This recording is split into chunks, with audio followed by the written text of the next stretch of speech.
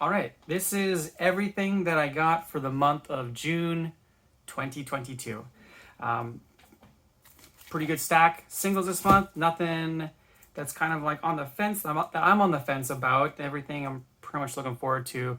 I've kind of done a culling, trimmed some of the fat off, and I'm back to a nice tight stack of books that I'm always looking forward to.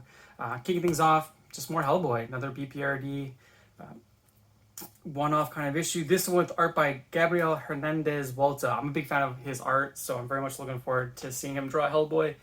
This is a Magnolia cover, obviously. That's not Walta's art, so but nothing wrong with another Hellboy story. I get like usually there's like 3 or 4 Hellboy books. I think this is the only one this month, which is kind of surprising. But yeah, a month does not go by that there's not some sort of Hellboy or PPRD stuff there.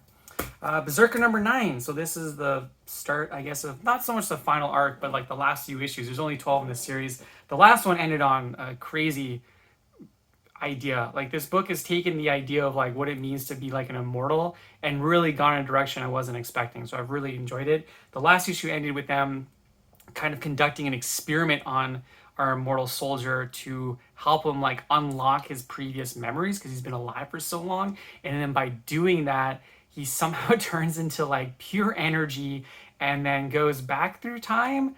He's in some sort of void where he's able to touch his mother, and it appears that he's actually, that energy is what initially impregnated his mother when he was, before he was born anyways, and what is like, you know, the miraculous conception, whatever. It's wild. It's absolutely wild. So I'm very much looking forward where this series goes, because it's just been like, not like off the rails in a bad way, but like I said, just really an unexpected way of telling this kind of story. I'm also looking forward to I've heard there's like the movie, there's an animated version, like whatever Netflix is planning, like try and keep the level of craziness, because it'd be cool. Moving on, 8 Billion Genies. The first issue of this series was exactly what I wanted. It is like the perfect combination of Charles Soule and Ryan Brown writing. Every single person on the planet getting a genie is just such a cool idea, and it goes exactly as you think it would. Like about 3 or 4 times in the first issue, you get these pages that are just basically like the changes in the world population going down and how many genies are left. And like the first wish, well, our story opens up in this bar. There's like a band setting up. It's a real dive bar. There's nobody there except for this son who's trying to get his dad out. He's been there drinking all day. And of course, the genies show up, and the bartender makes a wish that basically is any wish granted won't affect the bar and who's inside the bar. So the bar is kind of like this safe space, which is a cool setting for the story. But then outside, one of the band members is out there when their genie shows up, and she wishes for one of her bandmates who's inside the bar to fall in love with her unconditionally. Because he's in the bar, that doesn't happen. And then so there's some tension now. He's like, you basically wish for me to fall in love with you, but I don't feel that way. So again, it's like the perfect like Charles Soule, kind of that, what's the morality of having all these wishes? And then Ryan Brown was like, well, people would vote for like, they would wish for as more money they can handle, giant robots, dinosaurs, flying Pegasuses, like just the absolute insanity that you see every time you go inside the bar is awesome. It's like laugh out loud. It's just, there's just some of the wishes are so absurd. But you still have cool stuff, like people wishing to be somebody else, and there are people to be super famous, or you know, and you'll see the consequences. It's gonna be like a monkey's paw type of situation, but really digging it, really loving it. Issue 2 of the new Shaolin Cowboy series, Cruel to Be Kin. First issue is exactly what you want from Shaolin Cowboy. Cowboy shows up, the folks are there to try and kill him, and then a giant fight ensues for like 30 pages. It's amazing. It's not for everybody, I know, but man, I love it, and I could just read this every single day until Jeff Darrow just decides to quit, which I don't think will be soon. I hope it's not, but yeah, you can definitely tell he was bored during COVID, because there's some wild stuff. It's hard to wild for even like Shaolin Cowboy, just the amount of like violence and just detail of like body parts and like all the different background characters and how detailed they are and how weathered things look. Like just like look at how much detail he puts into this car here. Like you see all the seat belts, you see all the junk inside, you see all the dents and the dings and the grime, and that engine block is all super detailed. Who does that? Like even the undercarriage, all those pieces, that's what you would find under a car, and it's all just like flying out. Like I love it. This is just such a great book. I'm definitely gonna buy the hardcover, because they sell it like close to instantly, and it's just hell Jeff Darrow. Trigger warnings. Red Room #4. I'm digging. I have been liking the series. I continue to like the series. The last issue was a lot of fun. Kind of deal with like cryptocurrencies and kind of tied into a couple of stories that like actually like actual crypto stories of people like losing their wallets or they only had one chance left to get the password right and stuff. So it's kind of interesting.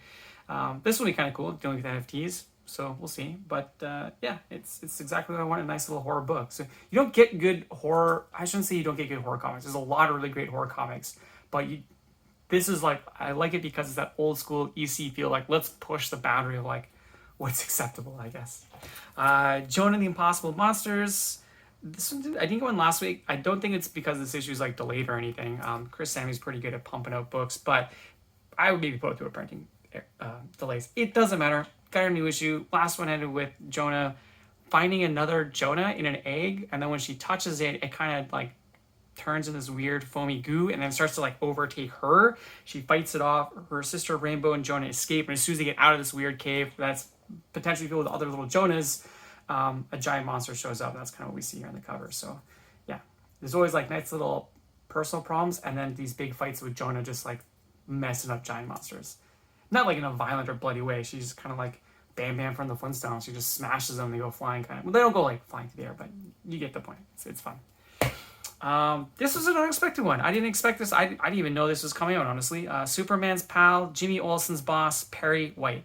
So a few years ago, before COVID, I was reading Superman's pal, Jimmy Olsen, which was written by Matt Fraction and drawn by Steve Lieber. It was a comedy book. It was all about Jimmy Olsen on the run. Somebody had actually killed Jimmy Olsen, even though he was still alive. So he's trying to figure out who framed him or who it was, who was involved. It's hilarious. It's laugh out loud. Like they make fun of a bunch of DC stuff. There's this like ongoing gag of there's a prank war between Batman and Jimmy Olsen, and Jimmy Olsen only winning because Batman has no sense of humor and his jokes are really lame. So it's really good. But this is a spin-off that's all about excuse me, Perry White, who is Jimmy Olsen's boss at the Daily Planet. So it should be fun. It looks like I really enjoyed the main series, the first book. So I'm sure this is just a one shot. I looked at it. There's no 12 issues or anything. Do a Powerbomb #1. Man, I have been waiting for this book for so long. I'm a big fan of Daniel Warren Johnson. He's just one of my new favorite creators. I've picked up everything he's put out since I first read his Murder Falcon, and yeah, I'm very much looking forward to this. He's a big wrestling fan as well, so this is a wrestling book. This woman here, she comes from like a long line of wrestlers. Her mom was like the super ultimate champion, and now she's a wrestler, but she gets pulled into some sort of intergalactic wrestling tournament, I think. I don't know too much. I've tried to avoid reading anything about it because I just want to go on somewhat blind because I know I'll really enjoy it. It's Daniel Warren Johnson. The guy does it all. So yeah. And of course, on top of all the crazy bombastic action we'll get, there'll be like a really nice personal story because Daniel Warren Johnson's really good at like layering that stuff in there too. So yeah, can't wait for it. Then yeah, Albatross Funny Books #1, a new #1, but technically not. I don't know. This is an anthology book from Albatross Funny Books, who is the publisher of The Goon, which is owned by Eric Powell, and Eric Powell created The Goon. So it's more just instead of doing like big monthly Goon books or having to take breaks, he has this like anthology book where all his characters can have like ongoing kind of a few page stories. So I'm looking forward to it. I love anthologies, and I love The Goon, and I love Eric Powell. There's no way Eric Powell is drawing 48 issues a month. Like I love the guy, I love his art, but I know he can't really output that. So I'm sure there'll be other collaborators he's worked with in the past in there too, which is okay. Anytime he's had someone kind of do a fill-in on the Goon or some of his other characters, like the Hillbilly, actually La Diablo is pretty new. I've only ever seen him draw La Diablo, but maybe this Lester of the Lesser Gods. They've all been good too, so it's not gonna be good. Looking for that. And then yeah, Step by Bloody Step, #4. The last issue was a heartbreaker, very kind of Iron Giant vibes where this little girl who's being protected by this giant robot gets picked up by these people that take her to a more civilized area, and they kind of treat her really nice, and she gets like nice clothes, and there's like balls and dancing and food, and then it's just a trick so they can actually use her giant protective robot to murder a bunch of innocent people. And then the robot dies. Maybe, I don't know. It looked like it's dead, and she's got the hand on her back now, and now she's on her own. But yeah, I thought this would be like a 6-issue series because there's no dialogue. So usually that takes a lot of work, and you don't really see an ongoing like that, which is, I haven't seen one in a very long time. What happened in issue 3 would have been a great conclusion to a mini arc. But that was issue 3, and now we're on 4. So I don't really know where this book is going, and I'm loving every minute of it. It's great. And that's it for monthlies. There's no Saga this month. Saga's on a hiatus, or I shouldn't say it's I shouldn't say it's a hiatus. It's scary, but it's just taking a little bit of like maybe a month break to get the next like before the next issue comes out. And did the last issue end on a cliffhanger? Of course it did. You can't have Saga going to break without an issue having some sort of a cliffhanger. You're just like, ah, darn it, gonna have to wait. But yeah, that's all for the month singles. Pretty good amount of trades this month. Got the new volume Usagi Yojimbo Origins, was just reprinting all the original Stan Sakai comics, but in color, which is, you know, kind of cool. There's probably some purists out there who'd rather prefer in black and white, but I don't mind the color. I still really don't like the sticker on the front. At least it doesn't like completely cover the cover, or, you know, yeah, cover the cover, but it's still just like, I hope they just get rid of that eventually.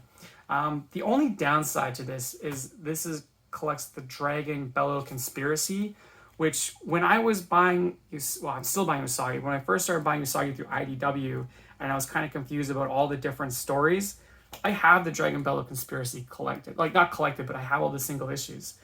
So I think this will be the only one that I have, like, I get this trade and I have the single issues, because after that miniseries, that's when I realized, oh, I'm, like, double dipping here. So, but yeah, Dragon Bellow Conspiracy is a fun story anyway, so. And one of the newer Usagi Yojimbo stories tied into a lot of the characters that show up here, so fun stuff. Then you got Girl Scouts, Stone Ghost, which I think this is technically volume 3 of Girl Scouts, but comic book by Jim Mahfood Comics, as he would say. Basically about these girls who are kind of like skateboarding, punk rock, weed dealers who fight corporate America. I'm a big Jim Mahfood fan. I really like his, like, I don't know, his art. It's a little all over the place. Might not be for everybody. And he's pretty anti-establishment. He's a little older now, so I'm kind of, well, I should say a little. He's much older when I first started reading him. He was very anti-establishment, so I'm kind of curious to see how this kind of goes. But hey, it's got a nice review from Rick Remender on the front, so can't be all bad, right? I know I like it anyways. I'm a big fan of Jim Mahfood, so I'm glad he's back doing something. And then I picked up this book called Joyama? Yeah, I don't know. By Daniel Isles. I've never read anything by him before, but I saw the preview of this. I read it. I kind of dug it.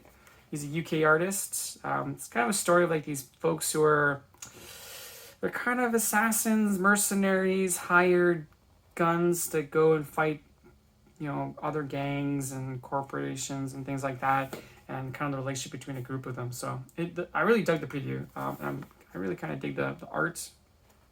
It's definitely got some Eastern influences there. So yeah, looking forward to that. If I enjoy it, I'll get volume 2. Then I got also No One Left to Fight Volume 2, the comic you've always wanted. I picked up the first one just totally on a whim. I saw the cover and some of the interior art. I was like, this looks kind of cool. And then reading, I was like, oh, this is just a total homage to like anime and manga and very much Dragon Ball. This is like your Goku, here's your Vegeta, this is Bulma. That's not Oolong, he's just like a rabbit octopus creature thing. But yeah, they're all like much older, so like they're no longer mortal enemies. They've kind of come to some sort of terms, just like Goku and Vegeta did. But the art and the colors especially are just like fantastic. Like really, really dig it. And basically now that they were retired and now they kind of have to go back out there, and obviously there's evils to fight. But like, yeah, it's really cool.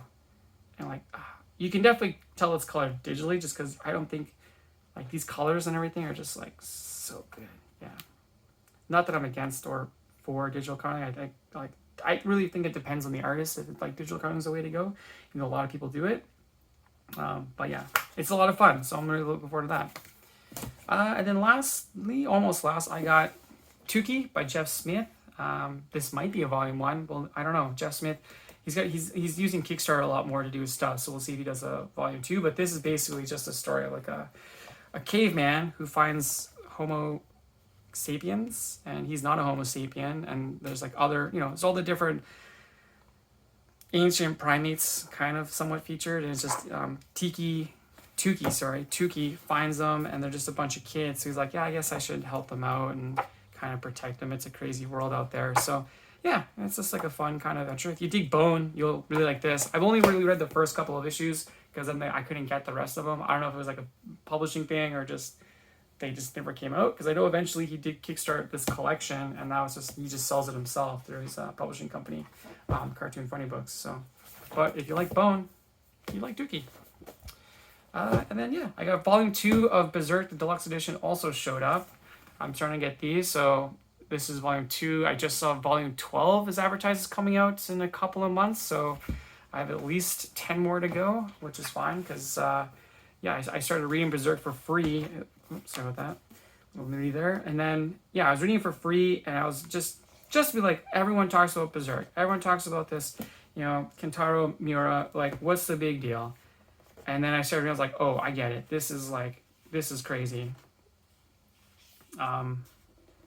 It's really good. And then I just found myself like binge reading it, and I was like, why am I doing this? I should just go and buy it, pay my respects. If I really enjoy something, I want to somehow support it, even though unfortunately Kentaro Miura's passed on. But yeah, this volume almost catches up to where I stopped reading. So it's very close to that. I do recall kind of what's in the end of the book there. So I've got 2 volumes of material I've already read. I'll definitely reread it because I'm just going to start reading it from the beginning again.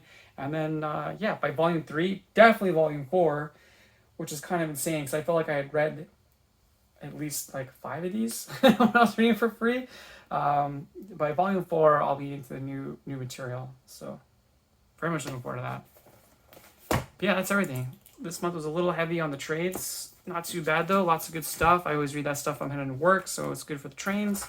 And then lots of exciting single issues. Like I said, I've really trimmed the fat to get things to where I'm really happy with the books I have. I think I got a couple of new series I picked up just to try out, because when I have too few books, I feel like I'm missing something. And I'm like, well, I have the opportunity to try something new, because I'm always wanting to read new stuff. But then I gotta be much harder about when I just like realize I'm not really into this, and then just like trim the fat. So, but yeah, that's everything. As always, send me your jeers, send me your cheers, and I'll talk to you next month.